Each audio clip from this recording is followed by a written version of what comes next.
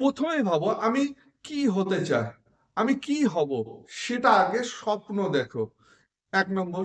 2 নম্বর, দেখো বাড়ির অর্থনৈতিক অবস্থা কি রকম রয়েছে, আমার পড়াশোনার খরচ চালাতে পারবে কি না।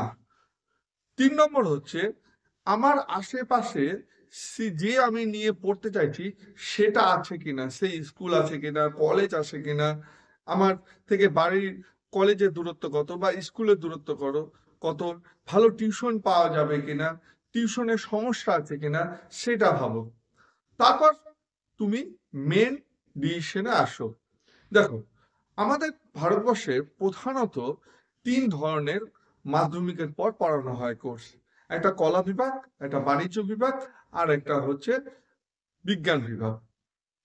কলা বিভাগ মানে হচ্ছে ভূগোল, ইতিহাস, তারপর বাংলা, ইংলিশ, এগুলো সমস্ত হচ্ছে কলা বিভাগের। সায়েন্স মানে তো জানো, ফিজিক্স, কেমিস্ট্রি, বায়োলজি, এগুলো সায়েন্সের মধ্যে আসে। আর ইকোনমিক্স সাবজেক্টটা সবাই জানো, সেটা হচ্ছে কমার্সের মধ্যে আসে। এবার বিজ্ঞান, বিজ্ঞান কারা পড়বে? যারা ডাক্তার হতে চাও, যারা নার্স হতে চাও, যারা বিভিন্ন ধরনের প্যারামেডিক্যাল কোর্সগুলো করতে চাও, তারা বিজ্ঞান নিয়ে পড়াশোনা করো। যেমন বি ফার্মা, ডি ফার্মা, দোকান খুলতে চাও, ওষুধের দোকান খুলবো, তাহলে আমাকে কি করতে হবে? ফার্মাসি করতে হবে।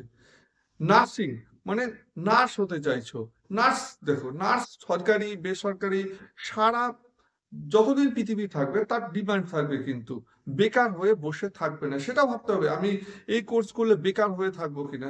তারপর আমরা চলে আসছি কি, কমার্স নিয়ে। কমার্স মানে কি? কমার্স নিয়ে কারা পড়বে? ধরো ব্যবসা বাণিজ্য করবো, হিসাব রক্ষক হবো, অ্যাকাউন্টেন্সি হবো, তো তারা কি হবে? কমার্স নিয়ে পড়বে। আবার যারা কলা বিভাগ নিয়ে বিভিন্ন ধরনের কম্পিটিশন এক্সাম, যেমন বিডিও বলো, এসডিও বলো, এসআই বলো, স্কুলের শিক্ষকতা বলো, তারা কি করবে? আর্টস নিয়ে পড়বে। তো আর্টস নিয়েও পড়ে অনেক দূর যাওয়া যায়, কিন্তু তো এখানে বলে রাখি, যে সাবজেক্ট নিয়ে পড়ো, ইংলিশ এবং ম্যাথে একটু ভালো হতে হবে। ইংলিশে তো ভালো হতে হবে, ম্যাথ মানে সেটা নয় 12-এর ম্যাথ করতে হবে, সেই ম্যাথ বলছি না।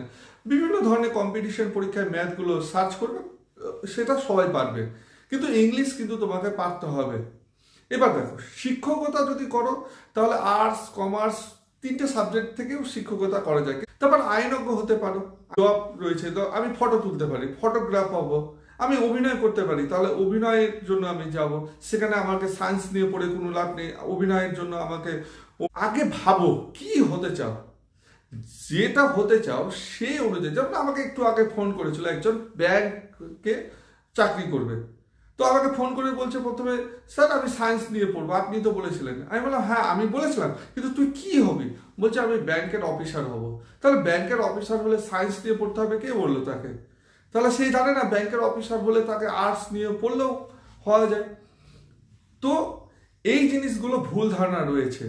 তো আগে স্বপ্ন দেখো, বাবা মার সাথে আলোচনা করো, আমি এটা হতে চাই। বাবা মা, যেমন হোটেল ম্যানেজমেন্ট রয়েছে, হসপিটাল ম্যানেজমেন্ট রয়েছে, আর্ট অ্যান্ড ক্রাফট রয়েছে, যেগুলো বর্তমানে তুমি কিছু করে খেতে পারবো, সেই কোর্সগুলো করো। এছাড়াও পড়ালেখা ভালো লাগে না, অধিকাংশ স্টুডেন্টেরও রয়েছে বর্তমানে কি পড়ালেখা ভালো লাগে না, তাহলে ভোকেশনালে যাও, মেকানিক্যাল যাও, তারপর কার্পেন্টার করো, তো ইঞ্জিনিয়ারিং করো। তো এই ধরনের কোর্সগুলো করো, যেগুলো তুমি ভবিষ্যৎ তোমার ভালো হবে, উজ্জ্বল হবে। স্যার বললো, বাবা বললো, মা বললো, এই জন্য আমি করলাম, তারপর আমি বেকার হয়ে বসে রয়েছি, সেটা তোমার দোষ। কারণ তুমি সেটা করতে চাও না, তুমি যেটা করতে চাও সেটা তোমাকে বাড়ির লোক করায়নি, বা তুমি ভুল ডিসিশন নিয়েছো। এই জন্য আগে কি করবে সেটা ভাবো, তারপর সাবজেক্ট চয়েস করো, তারপর বাড়ির অর্থনৈতিক অবস্থা দেখো, তারপর সেই পথে এগিয়ে যাও। ভিডিওটি ভালো লাগলে লাইক এবং সাবস্ক্রাইব করতে ভুলবে না। ভালো থেকো, সুস্থ থেকো।